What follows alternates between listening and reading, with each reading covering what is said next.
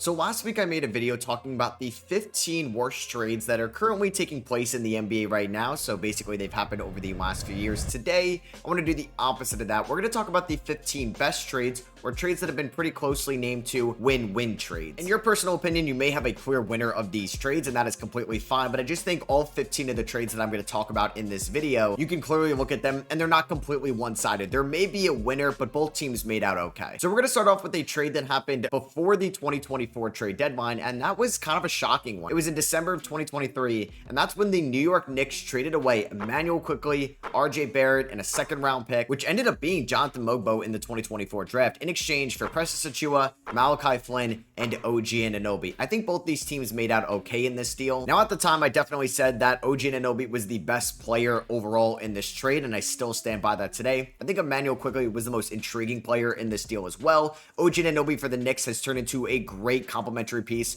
around Jalen Brunson. He appeared in 23 regular season games for the New York Knicks in 2024, where he shot 48% from the field, 39% from three, and the Knicks were one of the best teams in the NBA before OG got hurt and Randall got hurt in that regular season. And OG helped the Knicks beat the 76ers in round one and look great against the Pacers in round number two before suffering that hamstring injury after a great game two performance. And in 2025, OG played 36 minutes a night, a career high. He played 74 games, which also tied for a career high. He averaged 18 points, 5 rebounds, and 2 assists. He shot 47% from the field, 37% from three, and 81% from the free throw line, was a great perimeter defender yet again, and helped the Knicks go to the conference finals in 2025. As for the Toronto Raptors, they're still in a little bit of limbo from this trade, as RJ Barrett was great for the Raptors in 2024. I know the Raptors are looking to move him this offseason, but making $27 million in 2026 and $29 million in 2027. It's not the worst contract in the world. And a reason why the Knicks traded Emmanuel Quickley was because he was going to ask for a lot of money in the free agency class of 2024, and he ended up getting a massive 5-year deal worth $160 million from the Toronto Raptors, and Quickley was banged up in 2025, only appearing in 33 games. I know people may be down on Emmanuel Quickley, but I still think he's a very good player, and I'm excited to watch him in 2026 for the Toronto Raptors, and Jonathan Mogbo looks like a really solid pick for the Raptors in the second round. So you could say the Knicks won this trade, but I think it's pretty close to a win-win deal. Let's talk about a trade that happened in the 2021 offseason, and that was when the Boston Celtics salary dumped Kemba Walker during the NBA playoffs to the Oklahoma City Thunder. They brought back Al Horford in exchange for a 2021 first round pick that the Oklahoma City Thunder used to get Trey Mann, and some second rounders were also thrown in this deal, as Al Horford ended up being a vital part of the 2024 Celtics championship roster. And over the last 4 years in Boston, Al Horford has averaged 9.5 points, 6.5 rebounds, and 3 assists, while also shooting 39% from three. He may end up getting his jersey retired by the Celtics as well, and this was part of the Oklahoma City Thunder rebuild. They were selling off any type of veterans they could. They were willing to take on bad contracts, and they got some first round picks for it down the line as well. So I think this was a win-win trade for both teams, and hey, both of those teams ended up winning a title a few years later. We'll talk about another Celtics one, and a player that's going to be mentioned twice in this video. The first one is when Malcolm Brogdon got traded from the Indiana Pacers in the 2022 offseason to the Boston Celtics in exchange for Malik Fitz, Juwan Morgan, Aaron Nesmith, Nick Stauskas, and Daniel Tice, as well as a 2023 first round pick. And Malcolm Brogdon ended up winning 6th Man of the Year with the Boston Celtics in the 2023 season. He ended up averaging 15 points, 4 rebounds, and 4 assists, shot 48% from the field and 44% from three. He helped the Boston Celtics go to the conference finals, and then was later used in that Drew Holiday trade in that 2023 offseason. And for a while, we didn't think that the Indiana Pacers made out well in this trade. Well, Aaron Nesmith just helped the Indiana Pacers go to their second straight conference finals and to the NBA finals in 2025. He's turned into one of the best three-point shooters in the league. He's under one of the best contracts in the league. He shot 43% from three on 4 attempts in 2025 and averaged 12 points and 4 rebounds. And I still can't get game one Aaron Nesmith out of my mind as a Knicks fan from that conference finals game. And they were also able to use that first round pick to include in the Pascal Siakam trade at the 2024 deadline. This was a very controversial trade when it happened, and honestly, I think it's turned out to be a win-win trade when we all thought it was one-sided back in the 2022 offseason when the Minnesota Timberwolves came out of nowhere and gave up an absolute haul at the time for Rudy Gobert from the Utah Jazz. This trade sent Rudy Gobert to Minnesota in exchange for Malik Beasley, Patrick Beverley, Leandro Bolmaro, Walker Kessler, Jared Vanderbilt, a 2023 first-round pick, which ended up being Keontae George, a 2025 first-round pick, which ended up being Will Riley, and we still have 2 future first-round picks still to be decided. And I really like this trade for both sides now, because Rudy Gobert just helped the Minnesota Timberwolves go to their second straight conference finals. In 2023, the Minnesota Timberwolves did lose in round number 1 to the Denver Nuggets, but it was a competitive round 1 loss. He averaged 13 points and then 11.5 rebounds that season. And in 2024, he won Defensive Player of the Year with the Minnesota Timberwolves. He averaged 14 points and 2 blocks a night. And like I said, helped Minnesota go to the conference finals. And then in 2025, Gobert was still an all-defensive member, finished on second team, averaged 12 points, 10.9 rebounds, and once again helped Minnesota go to the conference finals. He's played over 70 games each year in Minnesota, and he's now signed his second contract with the Timberwolves. While the Utah Jazz also made out nicely in this deal, it's funny because Malik Beasley, Patrick Beverley, Leandro Bolmaro, and Jared Vanderbilt weren't great Utah Jazz, and I also will include some of those guys in a future win-win trade later on. But getting Walker Kessler, who's a lot cheaper than Rudy Gobert and fit the Jazz timeline a little bit more, was a great piece for them, as well as drafting Keontae George with one of those first, and Walter Clayton looks exciting as a summer league player. So I think given where both these directions were for these teams when this deal went down, it worked out as a win-win. And that's why I think some of these trades can end up being win-win deals. This one you may disagree with, but it happened in the 2024 offseason. I deemed it a win-win trade at the time, and it's the Alex Caruso for Josh Giddey trade between the Thunder and the Bulls. We know that Alex Caruso was a vital part of the 2025 Thunder roster. He ended up finishing the season with 7 points, 2.5 assists, 3 rebounds. He got rewarded an $80 million extension by Sam Presti and the Thunder, and was such a huge player performer for the Thunder. He fit so much better on what they were building than what Josh Giddey did in the 2024 playoffs. And Caruso was amazing in both those 7-game series against the Denver Nuggets and the Indiana Pacers on both ends of the floor. He averaged over 1.5 steals in each playoff series during their championship run. And the Bulls didn't really need an Alex Caruso for what they were eventually going towards, and that was a rebuild. They ended up moving off of Zach LaVine, DeMar DeRozan, Alex Caruso. I doubt Nikola Vucevic is going to be there in a year from now. And Josh Giddey's about a decade younger than Alex Caruso. He averaged 14.5 points, 7 assists, and 8 rebounds for the Chicago Bulls in 2025. He was great in the second half, and you may never view Josh Giddey as a franchise building block, but what he can be is a great facilitator, point guard, playmaker for the young guys coming in, specifically Matas Buzelis and recently drafted Noah Essengay. And I mentioned before how I was going to talk about some of those Minnesota Timberwolves pieces from the Gobert trade in a little bit. Here we go. This was a 3-team salary dump that honestly I think was a win-win-win at the 2023 trade deadline. This trade was the Russell Westbrook salary dump to the Utah Jazz, and they eventually bought him out. They also got Damian Jones, Juan Toscano-Anderson, and a 2027 top 4 protected first-round pick for the Lakers. The Minnesota Timberwolves got Mike Conley and Nickeil Alexander-Walker from the Utah Jazz, as well as the Utah's second-round pick in 2025 that ended up being Rasheer Fleming, which was traded to the Phoenix Suns. And the Lakers got D'Angelo Russell, Malik Beasley, and Jared Vanderbilt in this deal as well. So the Lakers got all for the Russell Westbrook contract. Yes, they had to give up a 2027 top 4 protected first round pick, but now they got Luka Doncic. So they're not worried about drafting in the lottery in 2027. And those pieces of D'Lo, Beasley, and Vanderbilt helped the Lakers go to the 2023 conference finals. As for Minnesota, Mike Conley and Nickeil Alexander-Walker helped Minnesota go to the conference finals in 2024 and in 2025. And then for the Utah Jazz, you're a rebuilding team. Yes, you could have probably gotten a little bit more for some of those guys in a separate deal, but that can be a nice Lakers first round pick in the 2027 draft because you took on the Russell Westbrook contract and you were able to get a first rounder out of it. That's what rebuilding teams should do. So yeah, a very rare win-win-win trade. The Dallas Mavericks were very active at the 2024 deadline, and they made moves that helped them go to the NBA Finals that year. Now, I think the Daniel Gafford trade from Washington was a little bit more one-sided for Dallas, but a trade that I think was more in that win-win sphere, the PJ Washington trade, as the Charlotte Hornets traded PJ Washington in a late second rounder along with a 2028 second round draft pick to the Dallas Mavericks in exchange for Seth Curry, Grant Williams, and a 2027 first round pick. And I think this is going to end up being a win-win trade for both teams. PJ Washington helped the Dallas Mavericks go to the NBA Finals in 2024 and was such a good shooter against OKC in round 2 and a perimeter defender up to that Boston Celtics series. And the Hornets got some good veterans and they get additional draft capital, as rebuilding teams should do. You could take on a little bit of bad money, which was what everybody deemed the Grant Williams contract at the time to be, and you can get some draft capital as well. I did mention before that I was going to mention Malcolm Brogdon's name again, and he was included in in a draft night trade back at the 2024 draft. This one was kind of a shocker when it ended up happening, and it sent Deni Avdija from the Washington Wizards under one of the best contracts in the NBA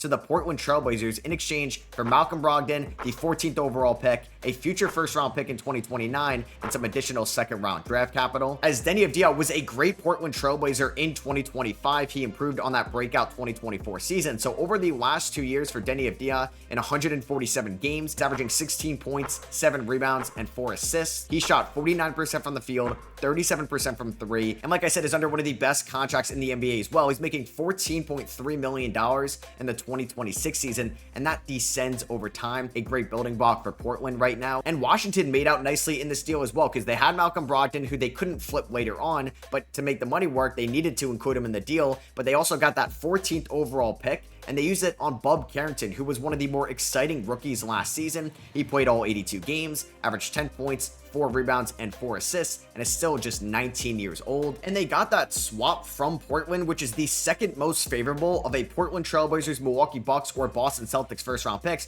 Who knows where Portland, Milwaukee, or Boston could be at that time in 2029. And Washington was getting Deni Avdija under a great contract, but by the time they were going to be out of their rebuild, Deni was going to be owed probably a new contract north of $30 million, so it made sense for their timeline. A good move by Will Dawkins and Joe Cronin for both sides. Maybe the most shocking trade we're going to talk about was one that happened so late in the 2024 offseason. It was a week before training camp, and this was a 3-team deal, but more importantly, 2 teams were in this deal: the Minnesota Timberwolves and the New York Knicks. This deal sent Karl-Anthony Towns to the New York Knicks in exchange for Julius Randle, Dante DiVincenzo, and a future protected Detroit Pistons first-round pick that we all thought was not going to go to Minnesota, but the Pistons actually made the playoffs in 2025, so the Timberwolves got Johan Berenjay out of this deal as well. And you could say that Karl-Anthony Towns had the best year of his career with the New York Knicks in 2025, with a new head coach in Tom Thibodeau under a completely different system than what he was playing with Chris Finch and Rudy Gobert in Minnesota. He ended up as an all-star starter, All-NBA third-team honors, 24.5 points, 13 rebounds, 3 assists, and shot 42% from 3. He helped the Knicks go to the Eastern Conference Finals and is under contract for the next few years. And it's cool to see somebody from the tri-state area return to where he grew up. As for the Minnesota Timberwolves, they got Julius Randle, who showcased that he was not a playoff flopper, and he had the best playoff series of his career this year against the LA Lakers in round number 1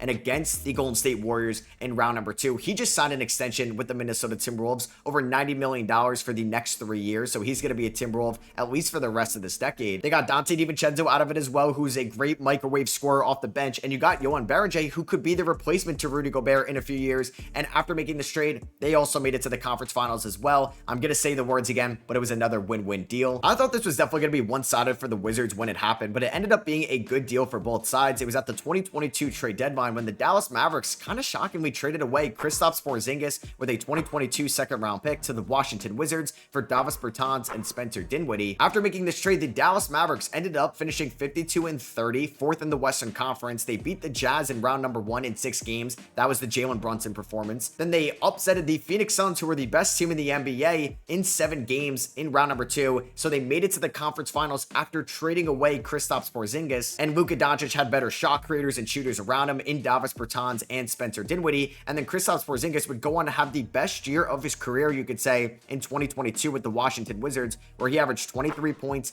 8.5 rebounds, shot 50% from the field, and 38% from 3. And the Wizards eventually got Tyus Jones from a Kristaps Porzingis trade with the Boston Celtics a year later, and also created a trade exception as well with this deal. I know you'd rather have Tyrese Haliburton than Domantas Sabonis, but I still think the Indiana Pacers trade with the Sacramento Kings at the 2022 deadline was still a win-win trade. Nobody knew that De'Aaron Fox was going to later ask out a couple years later. So this deal sent Domantas Sabonis, Justin Holiday, and Jeremy Lamb, as well as a future second-round pick, which ended up being Jordan Walsh to the Celtics, to the Sacramento Kings in exchange for Tyrese Haliburton, Buddy Hield, and Tristan Thompson. For the Sacramento Kings, they went on to have one of their best years in the 21st century in 2023. The light the beam season with Domantas Sabonis was an all-star, 7th in MVP voting, and finished on All-NBA third team. They lost in the play-in tournament in 2024, but Sabonis finished 8th in MVP voting, finished on All-NBA third team again, 19 points, and led the NBA in rebounds. He led the NBA in rebounds again in 2025. 2025. Now, I'd rather have Tyrese Haliburton than Domantas Sabonis, but this deal could have gone a lot more sideways for Sacramento. It is crazy at one point they had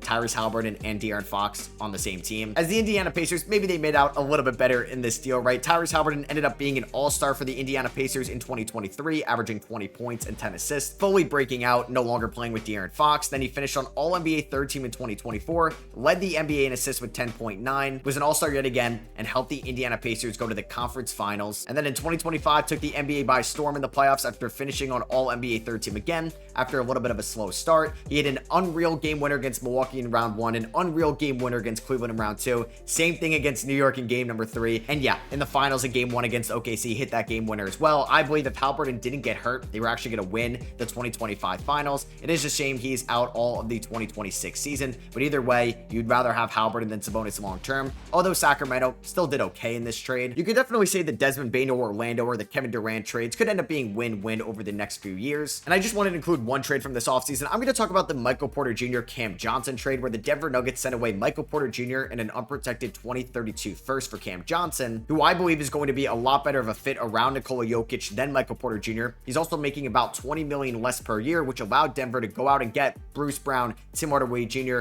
and Jonas Valanciunas. You have the best player in the world. Who cares about a 2032 first round pick? You need to win right now if you're the Nuggets. As for Brooklyn, maybe they traded Cam Johnson a couple months too late. I wonder if they could have gone a couple first round picks at the deadline. Either way, Michael Porter Jr. is still just 27 years old. He's going to shoot the ball a ton, now playing with Danny Wolf, Nolan Traore, and Yegor over there in Brooklyn. And yeah, I'm going to talk about the crosstown trade between the Nets and the Knicks last offseason. The Knicks had to pay a little bit of a crosstown rival tax, and they gave up 6 first-round picks for Mikal Bridges. One of those was Ben Surratt with the Knicks pick in 2025. The other one was a Milwaukee Bucks first-round pick that ended up being Nolan Traore. Salary filler went back to the Brooklyn Nets as the New York Knicks ended up getting Mikal Bridges, who, like Karl-Anthony Towns earlier, helped the Knicks go to the conference finals. All signs are pointing to Mikal Bridges signing an extension with the New York Knicks this offseason, playing with his friends like Josh Hart and Jalen Brunson. Now we'll see how those 2027, 8, 9, and 2031 first-round picks will end up if the Knicks don't win a finals. Maybe this is going to be more of a W for the Brooklyn Nets, but with the Nets going in that direction, I'm glad they got a draft pick haul for Mikal Bridges. And we're going to finish one off on maybe a shocking one as well, maybe a hot take by me. I'm going to say that James Harden to the Clippers trade was a win-win, because James Harden basically tanked his value in Philadelphia, not playing for them at the start of the 2024 season, basically holding out. So the Sixers had no leverage, and they finally traded away James Harden in a 3-team deal with the Oklahoma City Thunder on November 1st of 2023. That deal sent PJ Tucker and James Harden to the LA Clippers in exchange for Nicholas Batum, Robert Covington, KJ Martin, Marcus Morris, a 2028 first round pick, a 2029 pick swap as well. And this deal allowed Tyrese Maxey to blow up for the 76ers in 2024. And I don't think with James Harden on their team in 2025, when Harden played a lot better than his 2024 season, the 76ers would have went far because of Joel Embiid's injuries. Now, if you want to consider Paul George's contract in this deal, yeah, it's probably not a win-win, but I think the 76ers made out okay, because those Clippers first round picks could be very interesting given the age of that roster. As James Harden wasn't perfect for the Clippers in 2024, but he ended up being an all-star and an all-NBA player in 2025, averaging 22.8 points, shooting 35% from 3, and kept the Clippers' season hopes alive when Kawhi Leonard was hurt at the start of the 2025 season, and it looks like he's going to be in Los Angeles for 2 more years. So that is going to be for me. Hope you guys did enjoy this video. You can let me know what you agree with or disagree with down below, or maybe there's other win-win trades that I didn't mention that you think I should have. Let me know those down below as well. Also in the description, all my links, my TikTok, my Twitter, my Instagram, my Just Ballin' podcast. Make sure to go check those out. Thank you all for watching again, and I'll catch you guys in the next one. Peace.